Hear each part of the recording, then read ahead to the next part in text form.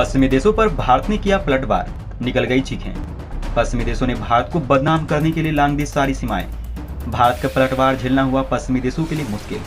दोस्तों, ये बात दुनिया माने या ना माने, लेकिन भारत की तरक्की देखकर कई देश खौफ में हैं और उसकी तरफ से भारत को लेकर कुछ ऐसा कदम उठा लिया गया है जिससे ये चीज साबित हो जाती है। हमें देखने को मिल रहा है कि पश्चिमी देशों के मीडिया में भारत के प्रति आक्रामकता बढ़ चुकी है, लेकिन इन सब चीजों के बावजूद भी भारत उसकी बुलंदी पर खड़ा हुआ है। पश्चिमी मीडिया चीख चीख कर भारत की बेइज्जती करने पर उतर आई है।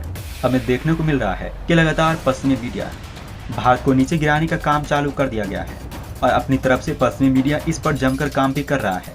लेकिन नकली प्रोपेगेंडा से पश्चिमी मीडिया आखिर क्या ही कर लेंगे, इसलिए भारत को पश्चिमी मीडिया पर कोई भी खौफ नहीं है। और आज की इस वीडियो में हम आपको बताने वाले हैं कि पश्चिमी मीडिया भारत को कितना गिराने की कोशिश कर रहा है और कितना खुद गिर चुकी है, ये सब जानने वाले हैं। आपको क्या लगता है कि पश्चिमी मीडिया की तरफ से क्यों इस तरीके का कदम भारत को लेकर उठाया जा रहा है? लगातार भारत को गिराने की कोशिश क्यों की जा रही है? इसके पीछे की वजह क्या है? आप अपनी राय हमें नीचे कमेंट बॉक्स में लिखकर आप उसे बताएं और भारत की बढ़ती ताकत के लिए नीचे कमेंट बॉक्स में जय हिंद लिखना ना भूलें। तो चलिए बढ़ते हैं वीडियो की तरफ। दोस्तों, हमें देखने को मिला है कि पश्चिमी मीडिया की तरफ से भारत को गिराने की कोशिश की जा रही है और हमें अपने ही भारत में कुछ ऐसे बुद्धिजीवी देखने को मिल रहे हैं जो कि पश्चिमी मीडिया की बात को सच मान रहे हैं और उस पर यकीन कर रहे हैं। लेकिन आज इस वीडियो में हम लोग साबित करने वाले हैं कि किस तरीके से ये एक प्रोपेगेंडा पश्चिमी मीडिया की तरफ से भारत को बदनाम करने के लिए चलाया जा रहा है। दोस्तों, हमें देखने को मिला है कि अमेरिकी अखबार न्यूयॉर्क टाइम्स की तरफ से ये लिखा गया है कि आज रूस और यूक्रेन के बीच जो युद्ध चल रहा है उसे भारत और चीन जैसे देश स्पॉन्सर कर रहे हैं। और हमें इसी आर्टिकल में देखने को मिला है कि न्यूयॉर्क टाइम्स ने लिखा है, भारत ने सस्ते दरों पर रूस से तेल खरीदा। लेकिन इस खबर पर यकीन करने से पहले हम आपको वो सच्चाई बता दें जिसको न्यूयॉर्क टाइम्स की तरफ से छुपाया गया, जिसको पूरी दुनिया नहीं जानती है। और ये सच्चाई न्यूयॉर्क टाइम्स के मुंह पर एक जोरदार तमाचे से कम नहीं है। जून में आई एक विस्फोट के मुताबिक रूस ने जितना कच्चा तेल युद्ध के 100 दिन के अंदर निर्यात किया, उसमें से 61% तेल पश्चिमी देशों ने खरीदा। और इतनी भारी मात्रा में तेल खरीदने के बाद पश्चिमी देशों ने रूस को $600 बिलियन का फायदा पहुंचाया। पश्चिमी देशों ने रूस को $60 बिलियन का फायदा पहुंचाया। लेकिन हमें देखने को मिला कि न्यूयॉर्क टाइम्स की तरफ से इस पर एक टिप्पणी भी नहीं लिखी गई है। दोस्तों, वहीं हमें दूसरी तरफ देखने को मिला कि अमेरिकी अखबार में एक बार फिर भारत की बदनामी करने का काम किया गया है और इस विज्ञापन के बाद बवाल खड़ा हो गया है।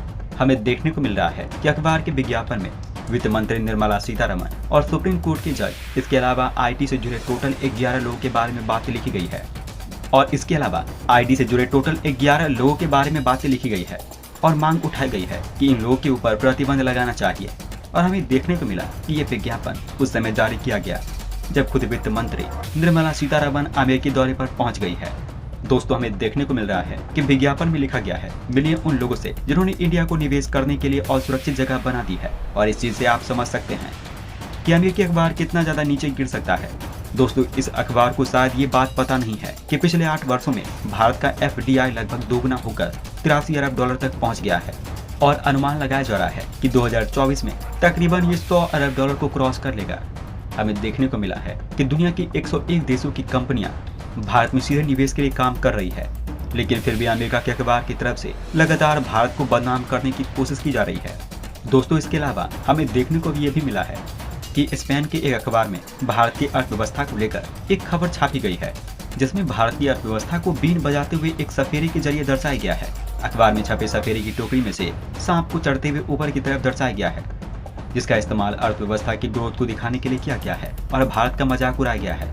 लेकिन इस अखबार को बताना चाहते हैं, इसको IMF की एक रिपोर्ट को पढ़ना चाहिए, जिसमें हमें IMF ये कहता हुआ दिखाई दे रहा है कि दुनिया में आई मंदी की चपेट में हमें सिर्फ भारत से ही उम्मीद है। और IMF की तरफ से ये बता दिया गया है कि इस समय भारत की ग्रोथ ही सबसे ज्यादा रहने वाली है।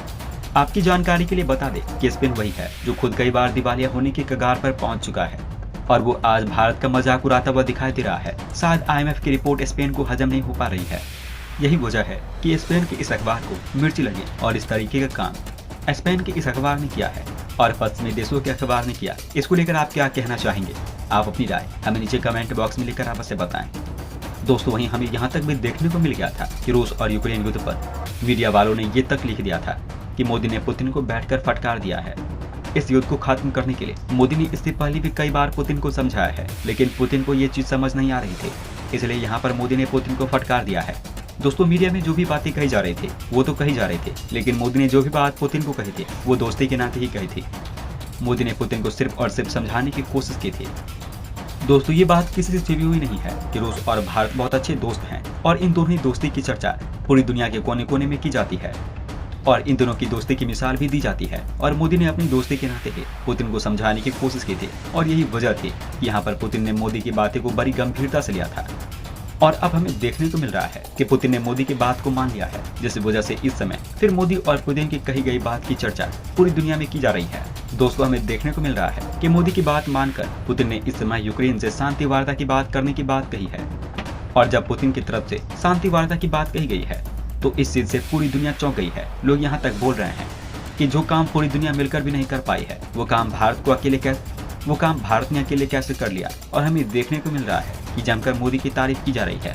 जब पुतिन से मोदी ने ये बातें कही थी उस समय भी अमेरिकी मीडिया में मोदी मोदी गूंज रहा था। दोस्तों पुतिन की तरफ से बयान दिया गया जिसमें वो शांति वार्ता की बात कर रहे हैं और उन्होंने अपने इस बयान में ये भी कहा कि भारत के पीएम नरेंद्र मोदी ऐसा चाहते हैं, इसलिए वो शांति वार्ता पर जोर दे रहे हैं। हमें सुनने को मिला जिसमें पुतिन कह रहे हैं कि भारत के पीएम नरेंद्र मोदी ये चाहते हैं कि हम और यूक्रेन बातचीत के जरिए अपने विवाद को खत्म करें और भारत हमारा सहयोगी है, इसलिए हमें पीएम नरेंद्र मोदी की बात मान ली है। हम यूक्रेन के साथ शांति वार्ता की बात करने को तैयार हैं, लेकिन यूक्रेन इसके लिए अभी तैयार नहीं हो रहा है। दोस्तों इसके अलावा भारत के पीएम नरेंद्र मोदी ने फोन पर यूक्रेन के राष्ट्रपति से बात भी की थी और उन्हें शांति का संदेश भी दिया था। और बहुत लोगों ने अनुमान लगाना शुरू कर दिया है कि मोदी की बात अब यूक्रेन के राष्ट्रपति भी मान जाएंगे और दोनों देशों के बीच में शांति वार्ता शुरू हो जाएगी। दोस्तों हमें देखने को मिला था कि पाकिस्तान में एससीओ की समिट में रूस और यूक्रेन के युद्ध पर चिंता व्यक्त किए थे और उसके राष्ट्रपति व्लादिमीर पुतिन से ये बातें भी बोली थी। दोनों देशों को आमने सामने आकर शांति वार्ता पर बात करनी चाहिए और इस विवाद का हल शांति से निकालना चाहिए था। हमें देखने को मिला था कि पुतिन ने इस बात को बहुत गंभीरता से लिया था। उन्होंने कहा था कि मैं इस बात पर विचार भी करूंगा और पुतिन की तरफ से कही गई बात पर अमल भी किया गया और पुतिन ने मोदी की इस बात पर काफी ज्यादा विचार किया है और मोदी की बात पुतिन को सही लगी और पुतिन की तरफ से शांति वार्ता की तरफ कदम बढ़ा दिया गया है। दोस्तों पुतिन के इस ऐलान के बाद दुनिया ने ये भी देख लिया है कि भारत कितना ज्यादा प्रभावशाली है। जो काम दुनिया के हर एक देश नहीं कर पाए वो काम भारत ने अकेले कर लिया और इसी वजह से विश्व स्तर पर पीएम मोदी का एक कद एक बार फिर से बढ़ गया